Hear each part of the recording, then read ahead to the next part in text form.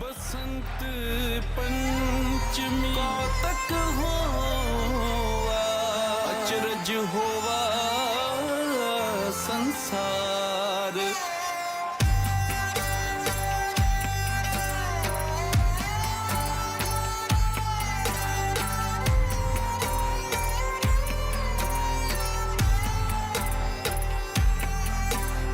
माता पुत्र सब जग जाने जानकी मात कमाख्या माई माता। महाकाली का पुत्र कहावे महाकाली का पुत्र कहावे। सतगुर की पूज कराई।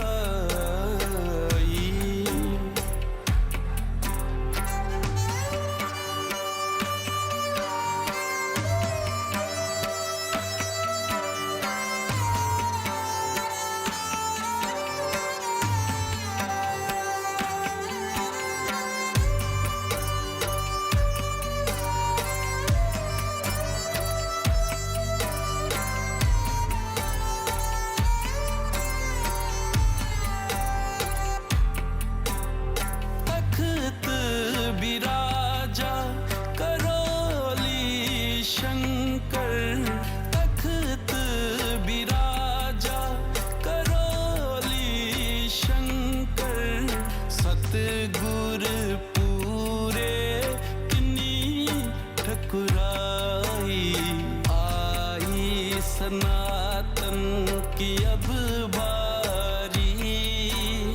धर्म सत परचम लहराई। धानी गारे गारे सा धानी गारे गारे सा धानी गारे गारे सा धानी गारे गारे सा सादा पा गारे गारे सा सादा पा गारे गारे सा। धानी गारे गारे सा धानी गारे गारे सा। तंत्र विधि कर कुंडल जागी तंत्र विधि कर कुंडल जागी। सहस्त्र कमल कर सूरत पठाई ज्ञान त्यान अरसे।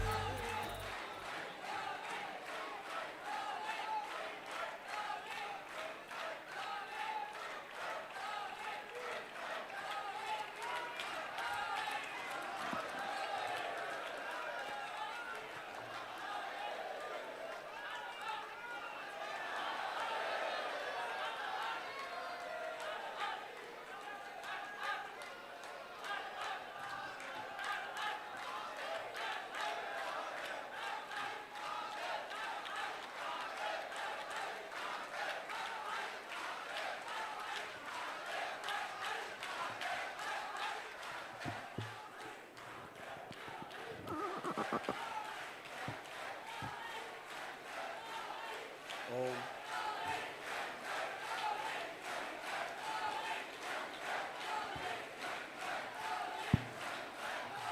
ओम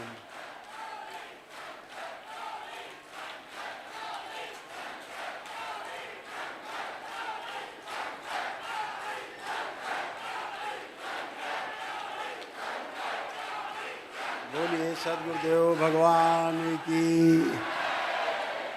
गुरु माता की, भगवान भोलेनाथ की, माता कामाख्या की, सभी संतों की, गौ माता की, बोलिए सच्चे दरबार की, करौली शंकर महादेव धाम की, गंगा मैया की, हर हर महादेव।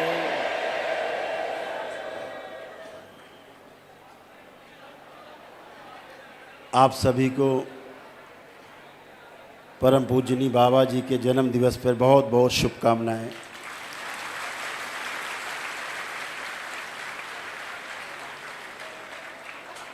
आज बहुत ही महत्वपूर्ण दिवस है।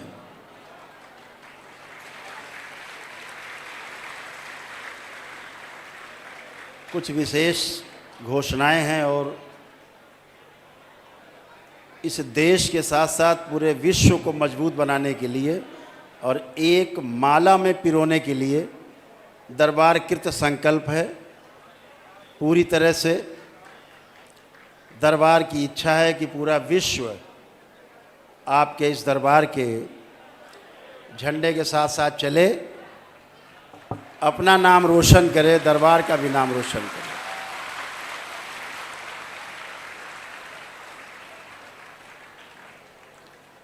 यह मनुष्य शरीर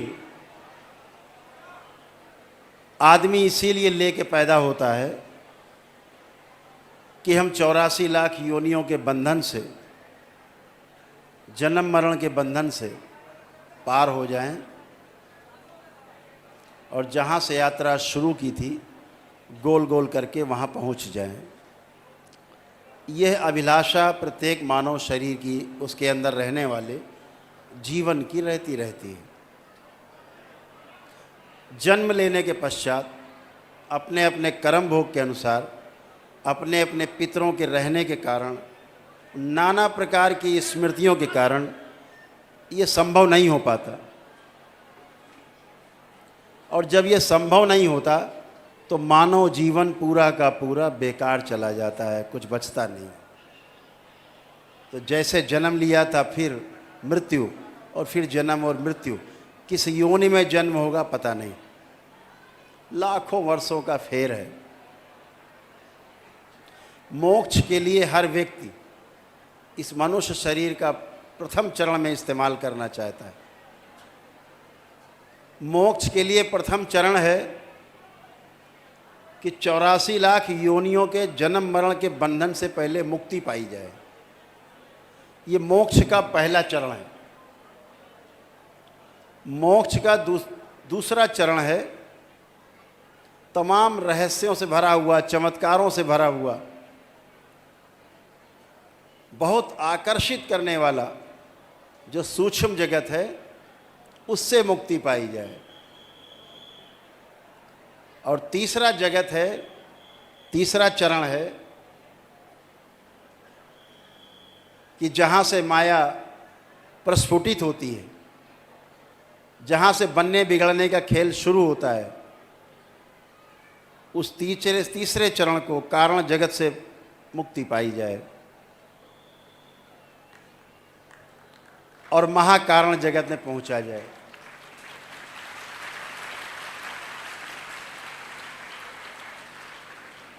ये हजारों वर्ष, किसी किसी को लाखों वर्ष के पश्चात तब जाकर के मोक्ष होता है। इसे मोक्ष कहते हैं।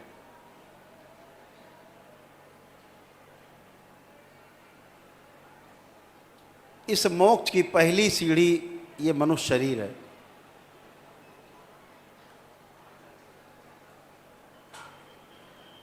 और इससे मुक्ति बहुत सहज है। कठिन हमने सबने बना रखी है। कठिनाई है नहीं, कठिनाई दिखती है। आप सब दरबार से जुड़े हुए हो, बाबा माँ से जुड़े हो, भोलेनाथ और माँ कामाख्या से, माताओं से जुड़े हो। आप सबको बहुत अनुभव है, बहुत अनुभव आप लोगों को है कि ये सब नकली है। जो दिखता है वो है नहीं, और जो वास्तव में है वो दिखाई पड़ता नहीं। इसे भ्रम कहते हैं। इस दरबार ने संकल्प किया हुआ है कि इस मानव जाति को इसी भ्रम से मुक्ति दिलानी है।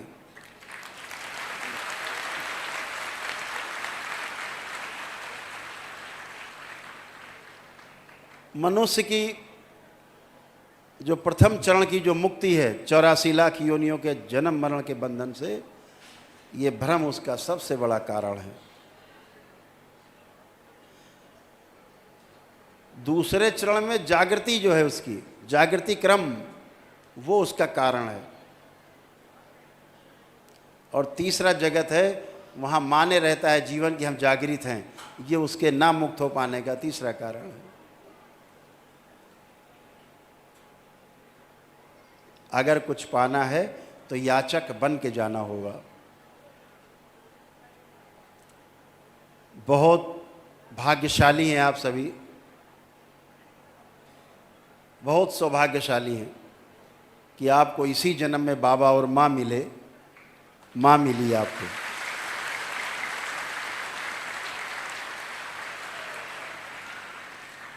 बाबा आप सबके पथ प्रदर्शक हैं, मार्गदर्शक हैं, और माँ आपके उस मार्ग में आने वाले एक एक कंकड़ को, कांटे को हटा करके आपके लिए रास्ता सुगम करती है, संरक्षण देती है।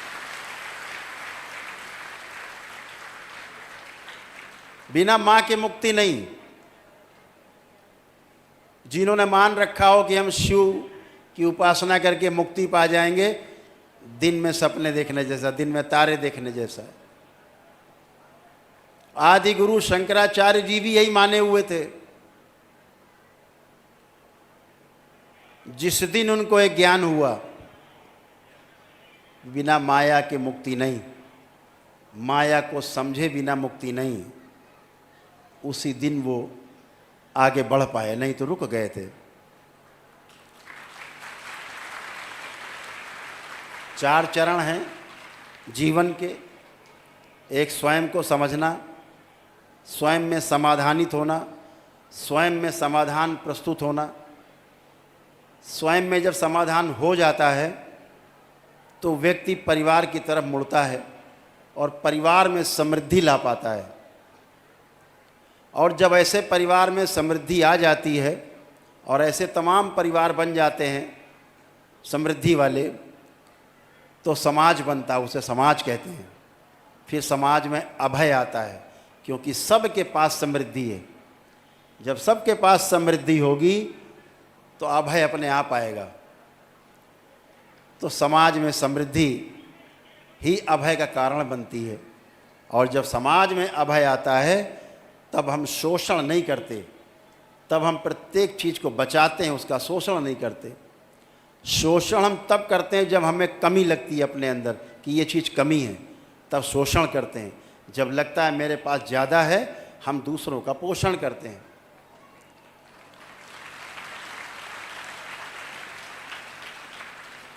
शंकराचार्य जी ने गृहस्थ जीवन को नहीं जाना था। जब वो शास्त्रार्थ करने निकले पूरे देश में भ्रमण के लिए, हिंदू संस्कृति का परचम लहराने के लिए, सनातन धर्म से लोगों का परिचय कराने के लिए, फैलाने के लिए, तो उनका सामना एक महाविद्वान ब्राह्मण से, मंडन मिश्र से हुआ। मंडन मिश्र से जब शास्त्रार्थ हुआ, वो हार गए। तो उनकी धर्म पत्नी ने कहा, नहीं अभी नहीं हारे, ये तो अर्धांग है हमारा, हम अर्धांगिनी हैं, अभी आधा शरीर तो हारा ही नहीं है, अभी मुझसे शास्त्रार्थ करो। तो शंकराचार्य जी, आदि गुरु शंकराचार्य जी थे, उन्होंने कहा हम तैयार हैं। तो उन्होंने गृहस्थी से संबंधित सारे प्रश्न किए, पति पत्नी के संबंधों के बारे में तमाम प्रश्न किए। अब उनको तो विचारों को पता ही नहीं था, वो तो बहुत छोटे में सन्यासी हो गए थे, तो हारते बचे। तो उन्होंने कहा 1 महीने का समय चाहिए। इसके बाद वो वहाँ से गए, उन्होंने शरीर छोड़ा और एक राजा के शरीर में, जिसकी मृत्यु हो गई थी, उसमें प्रवेश करके, परकाया प्रवेश करके, राजा के शरीर को जिंदा करके स्वयं उस शरीर में रह करके उन्होंने सारे राजसी सुख भोगे और गृहस्थ जीवन को पूरी तरह से समझा। फिर आकर के लौटे और उनकी धर्म पत्नी को, मंडन मिश्र जी थे, उनकी धर्म पत्नी को आकर के सारे सही सही जवाब दिए। तब वो जीत पाए।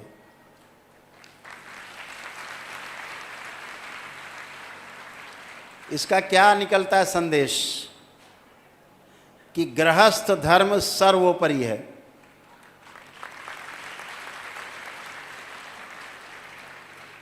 गृहस्थ धर्म सर्वोपरि है। गृहस्थ धर्म से बढ़ करके कोई धर्म नहीं है। इसीलिए दरबार परिवार परंपरा को सबसे आगे और सर्वश्रेष्ठ मानता है।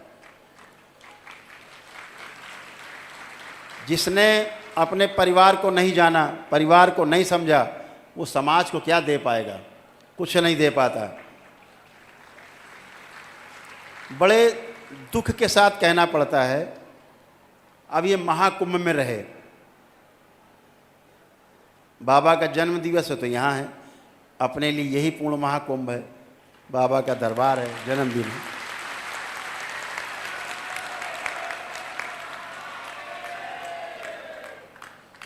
मैंने वो चीज़ देखी जिसका वर्णन करना बहुत ज़रूरी है, आपको समझना बहुत ज़रूरी है। धर्म के सर्वश्रेष्ठ गुरु माने जाने वाले लोग जाति पाति के बंधन में ऐसे बंधे हुए हैं कि छोटा सा गांव का आदमी नहीं बंधा हुआ, इतना बंध गए हैं। उनके मुक्ति में सबसे बड़ी बाधा है। और इस मन से मैं कहना चाहूँगा, कभी मुक्ति नहीं होगी, ध्यान रखो। जो जाति पाति सीमा देश के बंधन में बंधता है वो कभी आगे नहीं जा सकता। आप बंधन अपना स्वयं बांध लेते हैं। बहुत बड़ी समस्या है। अच्छा, आप गृहस्थ हैं, अरे राम राम राम, फिर तो आपसे बात करना उचित नहीं है। आप गृहस्थ हैं, अरे उन्हीं गृहस्थों की जूठन खाते हो तुम सब साधु संत, उन्हीं की जूठन खाते हो, हमारी जूठन खाते हो तुम, और उन्हें ही सबसे नीच बताते हो। तुम्हें शर्म आनी चाहिए। ऐसे साधु संतों को शर्म आनी चाहिए जो गृहस्थों की जूठन खा के उनके बल पे जिंदा हैं और उनको नीच बताते हैं। राम हो, कृष्ण हो, बुद्ध हो, महावीर हो, जितने महापुरुष हो, शिव हो, विष्णु हो, महे कोई हो, ब्रह्मा हो, सब परिवार परंपरा का पालन करते हैं। उनकी पूजन करते हो जो गृहस्थ धर्म का पालन करते हैं, और गृहस्थों को नीच समझते हो। तुमसे बड़ा नीच कोई भी नहीं है। नीचता की हद है। तुम सब गुरु नहीं, गुरु घंटा लो। तुम्हारी पोल खोलने के लिए इस दरबार का जन्म हुआ है।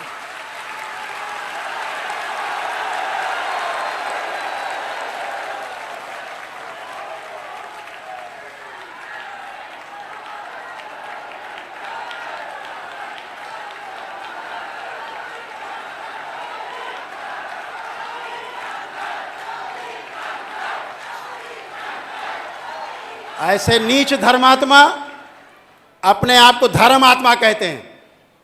किसी पद पर बैठ जाने से आप धर्मात्मा नहीं हो जाते। अपने कर्मों से, अपने आचरण से धर्मात्मा बनते हो, बातों से नहीं। ये बातों से धर्मात्मा बनने चाहते हैं। ऐसे लोगों का समाज से बहिष्कार होना चाहिए। बहुत गहरा दुख होता है सुन करके जब ये कहते हैं अरे वो तो गृहस्थ है। अरे ये तो गृहस्थ है। तुम सन्यासी बने हो, उसी माँ के कोख से पैदा हुए हो, उसी माँ के रक्त से पैदा हुए हो। गृहस्थ नहीं होते तो तुम पैदा नहीं होते धरती पे। शर्म आनी चाहिए। उसी माँ को गाली देते हो, माँ के परिवार को गाली देते हो, तुम्हें शर्म आनी चाहिए। तुम साधु संत महामंडलेश्वर कहने लाने के लायक नहीं हो। तुम लोग पद लेने से कोई बड़े धर्मात्मा नहीं बन जाओगे। तुम ना धर्मात्मा हो, ना ज्ञानी बन जाओगे। अज्ञानी हो, अज्ञानी रहोगे।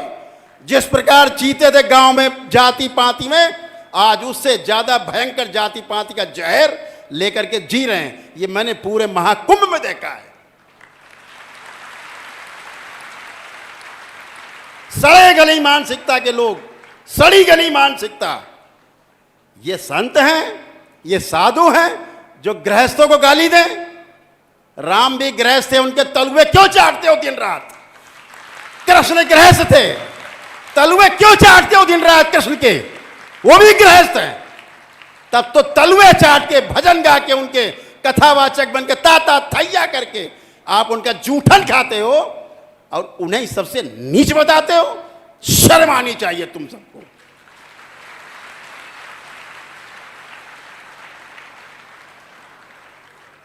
ध्यान रखो, हिंदू समाज अब प्रमाण चाहता है, बातों से बात नहीं बनेगी। प्रमाण देना होगा। अगर तुम धर्म आत्मा हो तो तुम्हारे आचरण से प्रमाण मिलना चाहिए।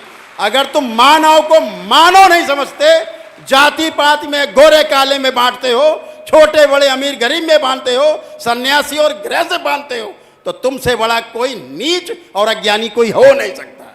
दरबार ये घोषणा करता है कि तुम अज्ञानी हो और तुम्हारी सबकी पोल खोलने के लिए इस दरबार का जन्म हुआ। ध्यान रखो।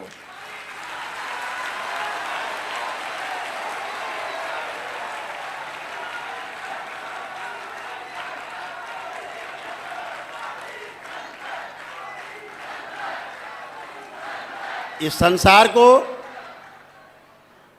भारत को, पूरे विश्व को अगर किसी ने दिशा दी है तो गृहस्थ लोगों ने दी है।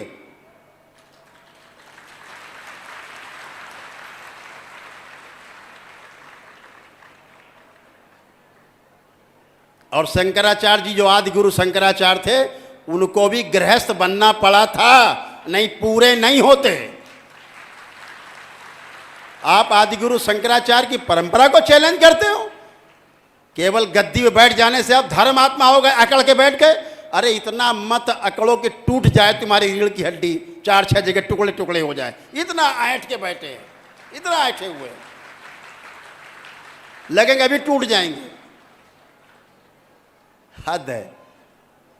ये धर्म है। इसीलिए तुम्हारे इन गंदी आदतों की वजह से, कुकर्मों की वजह से हिंदू समाज पथभ्रष्ट हो रहा है। दूसरी जा करके दूसरे समुदायों की तरफ, दूसरे मजहब की तरफ आकर्षित हो रहा है, तुम्हारी इन्हीं गंदी गंदी हरकतों के कारण। सारा मैनेजमेंट है। अपनी भी जिम्मेदारी बनती है कि जो व्यवस्था बनाई गई उसका हम पालन करें।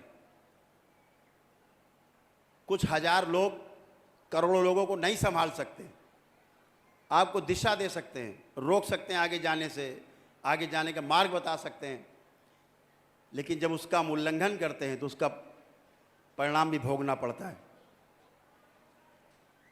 कहना यही चाहते हैं आप सबसे, आप गृहस्थ होकर के अपने आप को नीचा नहीं समझना है, इन सन्यासियों से अपने आप को ऊपर समझना है। आप इनसे ऊपर हो।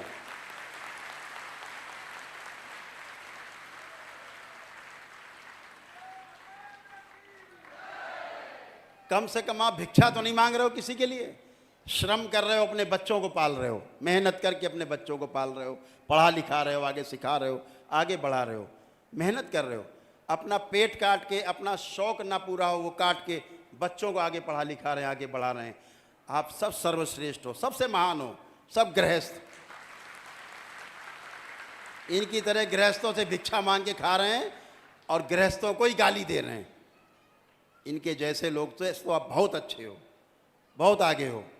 और मुझे गर्व है, बहुत गर्व है कि गृहस्थ लोग सन्यास की दीक्षा भी लेंगे घर बैठे। जैसे ही 15वां लेवल क्रॉस होगा तंत्र का, जो भी चाहेगा सन्यास की दीक्षा लेगा और घर रहते हुए लेगा।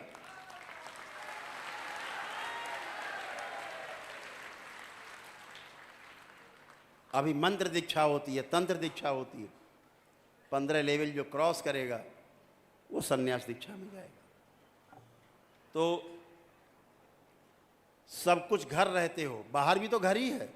अगर घर से आप गए, आप किसी आश्रम में जाओगे तो परिवार तो मिल गया आपको। इधर परिवार छोड़ा, उधर परिवार मिल गया। इसमें कौन सा बड़ा भारी बदलाव हो गया? इधर परिवार, उधर परिवार। यहाँ भाई बहन, वहाँ भी सब भाई बहन। यहाँ घर छोड़ा, वहाँ घर मिल गया, आश्रम हो गया। छूटता क्या है? मानसिकता सही होनी चाहिए, तो घर में ही सन्यास है, घर में अपने। उसके लिए नकली लोगों के पास जा करके भिक्षा मांगने की आवश्यकता नहीं है कि महाराज हमें दीक्षा दे दो। नकली लोगों से दूर रहना है। ये नकली लोग समाज को भ्रमित कर रहे हैं।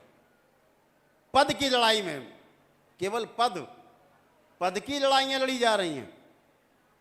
मैंने पूरे देखा कुंभ में, सब पद के लिए मारा मारी है। किसी की मारा मारी ये नहीं कि श्रेष्ठता में आगे कौन जाएगा, टेलीविजन में कौन ज्यादा आएगा, इसकी मारा मारी है। कुछ भी बोलना है, उल्टा सीधा सड़ा गला कुछ भी बोलना है, वह चेहरा आ जाए। ऐसे ऐसे नकली लोग बन के घूम रहे हैं, पद चाहिए।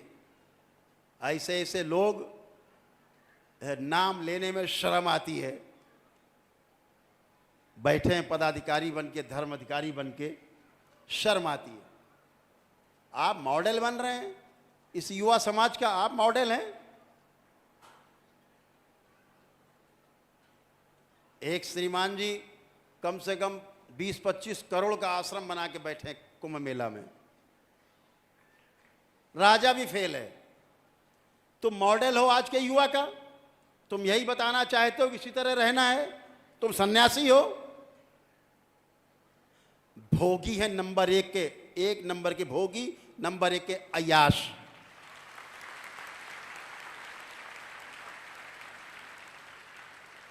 अपने जीवन काल में परिवार में खाने के लाले थे, देखा तो पागल हो गए, सोना चांदी लाद के घूम रहे हैं, सोने चांदी के महल बनाने में लगे हैं। ये भूखे नंगे लोग ये हमारे गुरु बनेंगे, हमारे नौकर कहलाने के लायक नहीं है।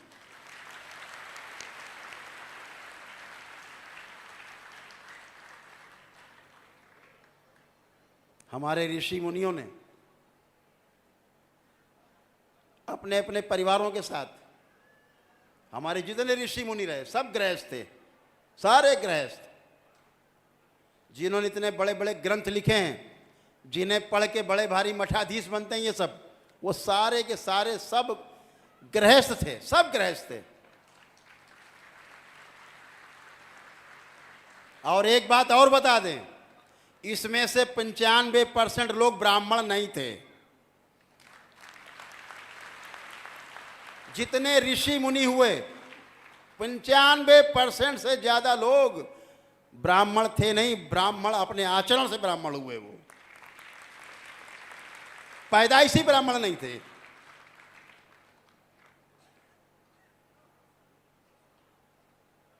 ब्राह्मण मां के पेट से पैदा नहीं होता, पंडित मां के पेट से पैदा नहीं होता, क्षत्रिय मां के पेट से पैदा नहीं होता, शूद्र या वैश्य अपने मां के पेट से पैदा नहीं होता बन के। यहां आकर के जो आचरण करता है, उस आचरण के कारण उसको ये पदवी मिलती है, समाज देता है।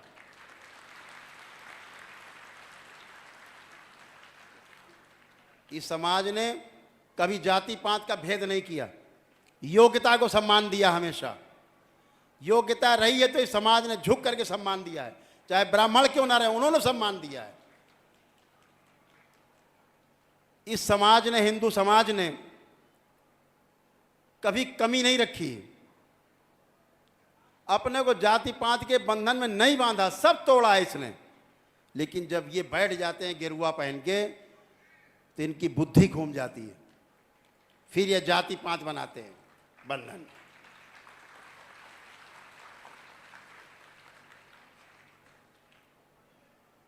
इस तरह के लोग बैठे समाज में, तो बहुत पीड़ा होती है कि ये लोग हम लोगों का, ये धर्म गुरु हम लोगों के हैं। अरे तुम शर्म गुरु हो, तुम धर्म गुरु नहीं, शर्म करो तुम अपने ऊपर।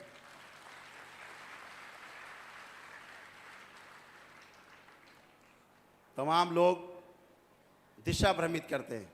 दरबार का काम आपको दिशा, सही दिशा में ले जाए, इसलिए दरबार ने कुछ चीज़ें तय की हैं, उनको आपको ध्यान से सुनना है हमेशा के लिए। दरबार वहाँ से चलेगा। अभी दरबार ने ऐसी व्यवस्था बना दी है, माँ की प्रतिमा की स्थापना हुई है, माता महाकाली की।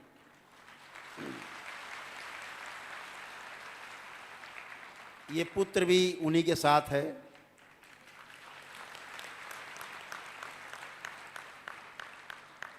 जब भी आप कोई प्रक्रिया करते हैं दरबार की, अनुष्ठान करते हैं, खास तौर से वनडे करते हैं,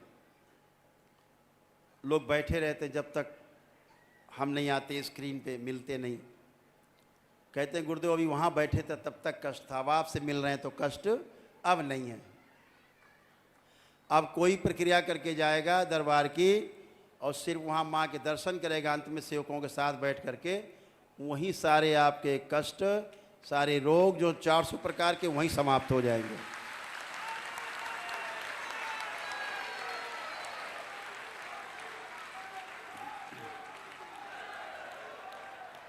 इस शरीर से मिलने की आवश्यकता नहीं है। माँ ने वो व्यवस्था बना दी है, अपने पुत्र के साथ बैठी है वहाँ। आप गए, आप वहीं हल्के हो जाएंगे। जैसे हमसे मिलके स्वस्थ आप फील करते थे, ऐसे वहाँ पहुँच के आप स्वस्थ होंगे। तो हमसे मिलने की आपकी बाध्यता समाप्त हो गई कि गुरुजी से मिलना ही जरूर है। ये दरबार ने एक व्यवस्था बनाई है, जहाँ आप सामने गए, आंख बंद करके अपनी बात बोली, गया, नष्ट। सब लोग प्रयोग करना, सारे प्रयोग करना बारी बारी, सब चला जाएगा, बचेगा ही नहीं। ऐसी व्यवस्था बनी हुई है। दूसरा, जो एक दिवसीय अनुष्ठान की प्रक्रिया थी वनडे की, जैसे चल रही थी वैसे ही चलती रहेगी।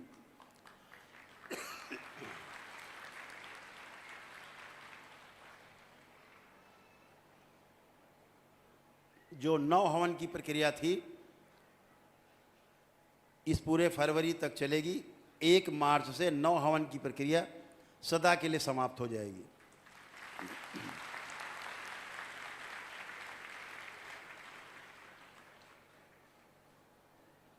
और जो HOD खोल रखे थे दरबार ने, जो 9 हवन की प्रक्रिया से जाते थे एक दिवसीय अनुष्ठान में, तो उनको पूरी छूट मिल जाती थी, करीब 60-61 हज़ार रुपये की। वो 31 मार्च तक रहेगी। जो लोग करना चाहेंगे, परिवार के लोग कर लेंगे। लेकिन ये छूट जो थी, जैसे किसी ने वनडे कर लिया है, उसमें से पति पत्नी ने मान लीजिए किया परिवार के लिए, तो पत्नी चाहे तो अपने मायके पक्ष के लिए अगर करना चाहेगी तो ये छूट उसको सदैव मिलती रहेगी अगर वनडे कर चुके हैं। महिलाओं को उनके मायके पक्ष के पितरों की मुक्ति के लिए ये छूट हमेशा मिलती रहेगी वनडे में, हमेशा। कोई दूसरा वनडा करना चाहे, तीसरा वनडे करना चाहे, वो सब कर सकते हैं, वो प्रक्रिया में रहेंगे। लेकिन 9 हवन की प्रक्रिया को इस फरवरी महीने के लास्ट में हमेशा के लिए बंद कर दिया जाएगा। इसी प्रकार से जो अमावस्या का कार्यक्रम होता है, बहुत लोगों को कष्ट झेलने पड़ते हैं। एक तो लोग कष्ट में होते हैं, घर से लाने में परिवार के साथ आते हैं, 10 हज़ार रुपये खर्च हो जाते हैं, वहाँ से लाना सबको, फिर यहाँ रहना, खाना पीना, रास्ते का समस्या आने जाने की, उतना समय नष्ट होना, छुट्टी लेना, किसी को कोई काम है, किसी को कोई कार्य है, तो वो ना हो।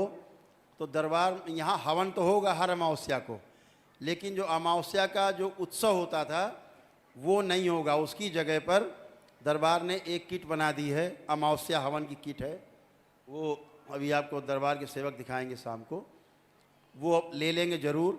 और अपने घर पर ही अमावस्या के दिन जब दरबार यहाँ ब्राह्मण हवन करेंगे, तो आप घर में अपनी वो किट खोल करके अपने घर में ही हवन करेंगे, तो अमावस्या का आपका हवन पूरा माना जाएगा, आपकी उपस्थिति मानी जाएगी।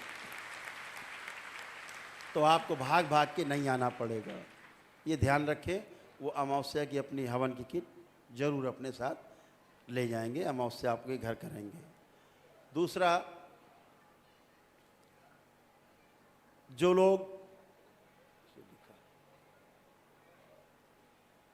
कुछ लिखा है तो देख के ही बोल दे, ये रह जाएगा।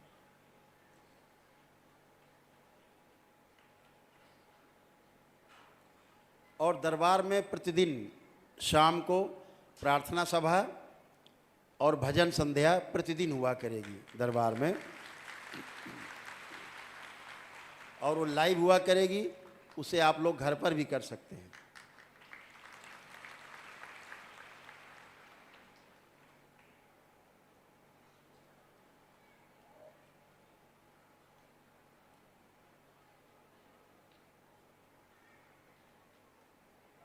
और जो लोग रिपीट मिलते हैं, कभी प्रक्रिया कर ली है, घर परिवार में किसी को समस्या है कि मिलना है दोबारा, तो वो शुक्र शनि इतवार को मिल सकते हैं, तो उनका समय ज़्यादा बर्बाद नहीं होगा। वो शुक्र शनिवार में इतवार में 3 दिन में मुलाकात कर सकते हैं दरबार से। और प्रत्येक 15 दिन में लाइव आकर के भजन संध्या और प्रवचन जो भी होंगे वो हम दरबार में होंगे, वो लाइव होंगे, हमारे साथ होंगे। वो घर परिवार में आप रह करके देख करके इसको कर सकते हैं। और प्रत्येक 15 दिन के अंदर ही जो है रुद्राभिषेक और माँ महाकाली का जो अभिषेक होता है दरबार में, वो मेरे द्वारा जो किया जाएगा लाइव, वो अपने घर पर आप बैठ करके उसको आनंद ले सकते हैं उसका। इसी प्रकार से ध्यान साधना के कार्यक्रम जो हैं वो भी 15-15 दिन पे लाइव हमारे द्वारा किए जाएंगे। पहले से आपको पता रहेगा, उसमें आप लोग अपने घर पर ही ध्यान साधना आदि के कार्यक्रम घर पर ही कर सकते हैं। अभी 8 तारीख को पटना में कार्यक्रम है, पटना में सम्मेलन है दरबार का। तो इसी प्रकार हर प्रदेश में अलग अलग जगह आयोजित होगा। संकल्प जैसे होते थे मंगल शनिवार को, वैसे ही होते रहेंगे। और पद यात्रा जो बंद थी उसे आज से खोला जा रहा है।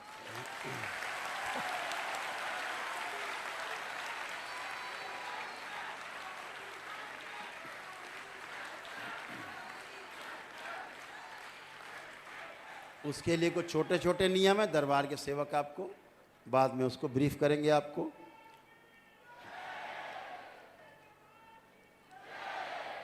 और एक दल है छोटा सा जो छोटे छोटे कार्यों में हाथ बटाएगा। जैसे शंकर सेना अपने तमाम कार्यक्रम आयोजित करती है, ऐसे साथ में उनकी सेवा के लिए जो नवयुवक रहें वो एक और दल की घोषणा करती है। उस दल का नाम होगा डमरू दल। वो आपको सहयोग करेगा हर जगह।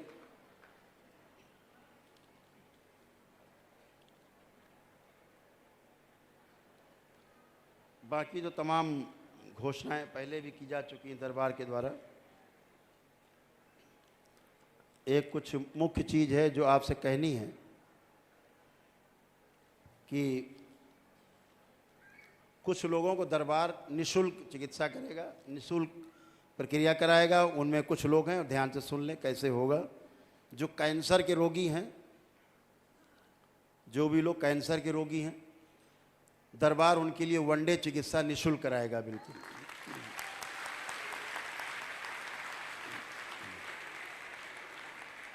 और जो बच्चे हैं 14 वर्ष की उम्र तक के, उन्हें कोई असाध्य रोग है, उनकी चिकित्सा भी दरबार बिल्कुल निःशुल्क करेगा।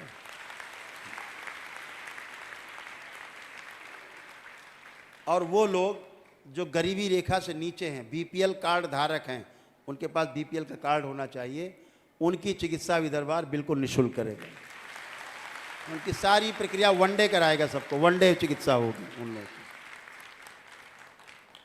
वो महीने में 2 बार होगी, तिथि मालूम रहेगी आगे से, उसमें शामिल हो सकेंगे। रजिस्ट्रेशन होगा, क्या रोग है, समस्या क्या है, पूरी फाइल आपकी चाहिए होगी। देख करके उसकी पूरी डिजिटल तरीके से आपको उसमें शामिल किया जाएगा और आपके साथ कम्युनिकेशन रखा जाएगा, तालमेल रखा जाएगा, बातचीत होती रहेगी ताकि आपको फॉलो अप करते रहें। तो उसमें नियम हैं कुछ, उनको करके आपको करना है। वो सिंपल तरीके से उन्हें कर सकेंगे। तो हो गया कैंसर के रोगी, जो बच्चे हैं 14 वर्ष तक के, वो कोई रोग है असाध्य, या बीपीएल कार्ड धारक हैं जो बहुत गरीब हैं, नहीं कर सकते कोई प्रक्रिया, पदयात्रा भी नहीं कर सकते, असहाय हैं, उन सब की वैदिक प्रक्रिया दरबार एकदम निःशुल्क कराएगा। 1 डे की प्रक्रिया निःशुल्क कराएगा उसमें।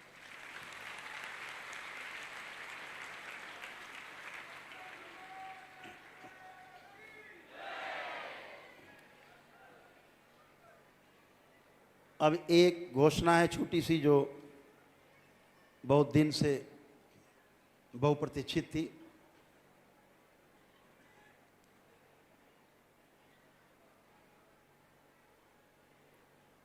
एक घोषणा थी कि दरबार केवल इतने के लिए नहीं बना है कि रोग हटाए जाएं और कष्ट हटाए जाएं। ये तो शरीर के तमाम रहते ही हैं, आते जाते हैं। दरबार की एक बहुप्रतीक्षित घोषणा थी कि दरबार का उदय किस लिए हुआ, दरबार का जन्म किस लिए हुआ। तो एक लाइन में बता दें, इस दरबार का जन्म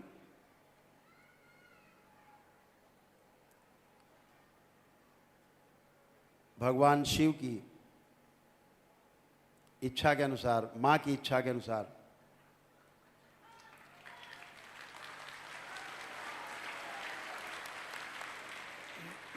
जो बाबा माँ के द्वारा किया गया।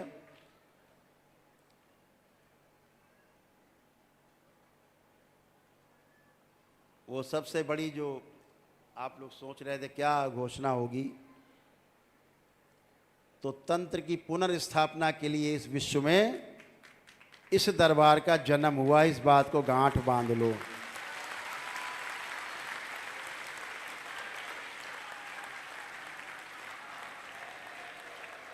एकमात्र लक्ष्य है तंत्र की पुनर्स्थापना, तंत्र की शक्ति से लोगों को परिचित कराना।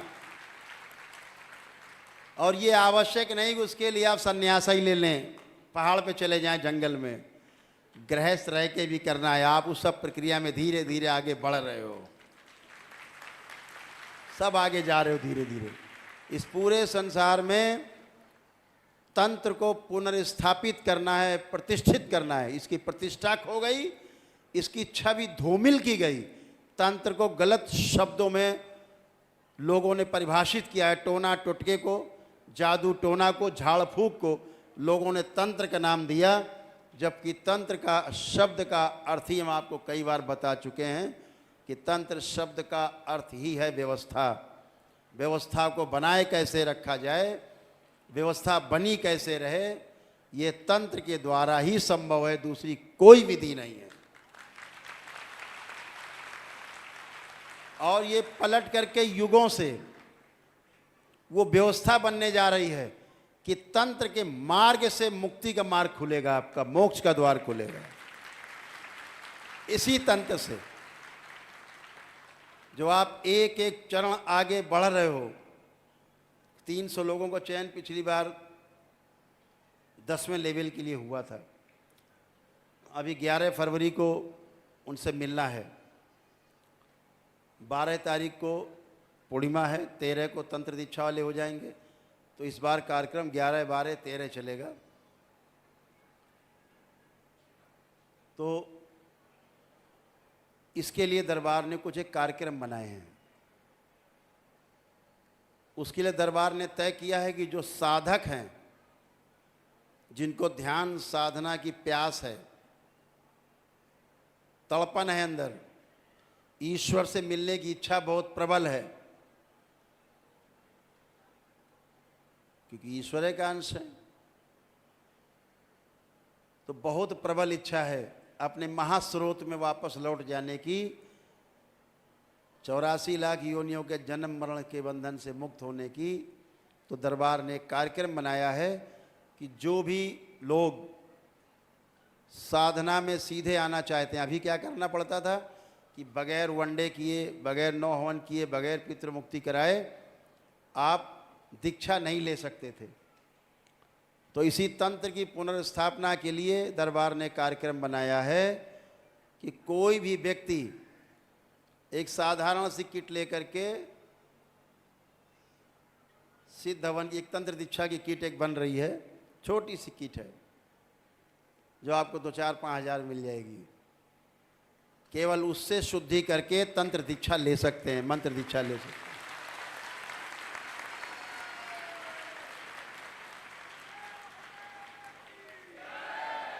उसके लिए आपको बहुत दौड़ भाग करने की, बहुत सारे हवन अनुष्ठान करने की आवश्यकता नहीं है। आप अपने साधना के बल पर, अपने तप और तपस्या के बल पर, अपने द्वारा की जा रहे ध्यान साधना के बल पे आप आगे बढ़ सकते हैं। उसके लिए छोटे से नियम बनाए गए हैं, कुछ छोटे छोटे नियम दरबार के सेवक उसको बाद में आपको बोलेंगे। दरबार की ओर से है कि आपको किट लेकर के, और दरबार का कार्यक्रम रहेगा, उसकी ड्रेस थोड़ा अलग रहेगी, कलर अलग रहेगा, कि मालूम पड़े कि आप सीधे डायरेक्ट आप उसमें आए हैं। और ये सारे कार्यक्रम दीक्षा के जो साधकों के लिए हैं वो मिश्री मठ के द्वारा संचालित किए जाएंगे।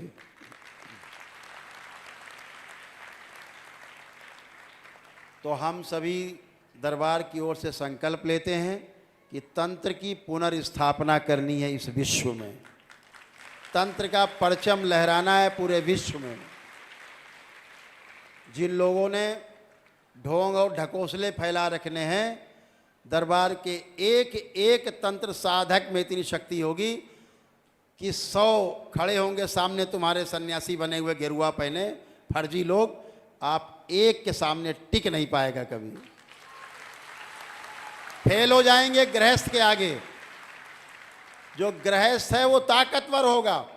इनको दिखाना है कि जो गृहस्थ धर्म का पालन कर रहा है वो बहुत आगे है, तुमसे बहुत आगे है।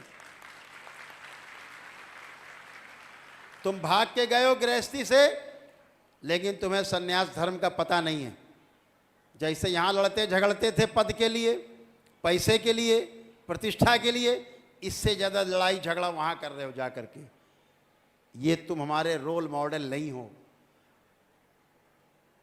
तो गृहस्थ धर्म सबसे सर्वोच्च, इस बात को हमेशा ध्यान रखना। ये दरबार का मूल मंत्र है। जो गृहस्थ धर्म जिसने नहीं अपनाया वो पार नहीं पा पाया, कभी पार नहीं जा पाएगा। ध्यान रखो। दरबार से जुड़ करके जो सन्यासी आएंगे, जिन्होंने गृहस्थ में पालन नहीं किया है गृहस्थ धर्म, दरबार के पास उसकी प्रक्रिया है, जिसको दरबार की जो गृहस्थ धर्म की जो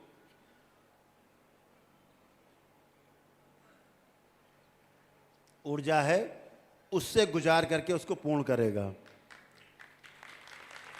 ताकि उसमें रुकावट ना आए। तो सभी लोगों का स्वागत है, किसी भी धर्म के हों, किसी भी जाति के हों, किसी भी देश के हों, किसी भी मत के हों, किसी भी संप्रदाय के हों, किसी भी साधु संत के अखाड़े के हों, सभी का स्वागत है साधना में। इस तंत्र की साधना में सबका स्वागत है। और ये दरबार आपको पता है, ये प्रमाणों वाला दरबार है, बातों वाला दरबार नहीं है। इस तंत्र की साधना में वो सर्वोच्च है जो आनंद टीवी में नीचे लिखा हुआ है, न भूतो न भविष्यति, ये सर्वोपरि होगा। जो साधना में दीक्षित होगा, भूतकाल और उसका भविष्य उसको सता नहीं पाएगा साधना के समय, और ध्यान पूर्वक अपना ध्यान और साधना अपनी धारणा के अनुसार कर पाएगा। अभी धारणा का पता नहीं है, लोग ध्यान कर रहे हैं, देख करके बहुत सहानुभूति होती है इन लोगों से। बड़ी बड़ी दाढ़ी, बड़े बड़े बाल रख के बैठ गए हैं, मठाधीश हो गए हैं, बाल मुड़ा के बैठ गए हैं, गेरुआ पहन लिया, सफ़ेद कपड़े पहन लिए। इन्हें अक्ल नहीं है। ये अपनी तो मुक्ति कर नहीं पा रहे हैं, दूसरे की मुक्ति क्या करेंगे।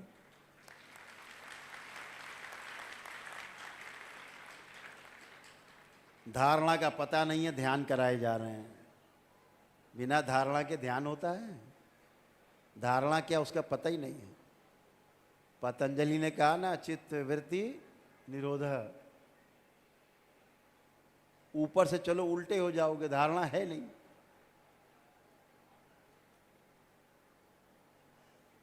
तो कभी इस पर विस्तार से चर्चा होगी। मेरे ख्याल से हमने लगभग सब बातें बोल दी, कुछ रह नहीं गया है कहने को। थोड़ा अंदर कष्ट था इसलिए थोड़ा ज़्यादा बोल दिया, क्षमा करना। किसी को मेरी बात बुरी लग गई हो तो क्षमा करेंगे।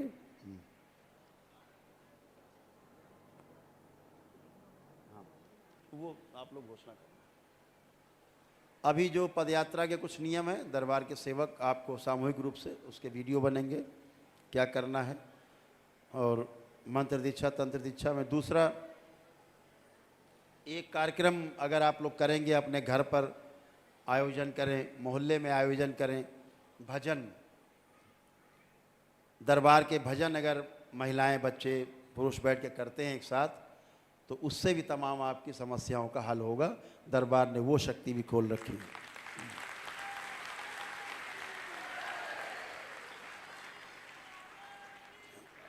तो आप सभी के कष्ट दरबार समझता है, दरबार आपसे पूरी तरह जुड़ा है।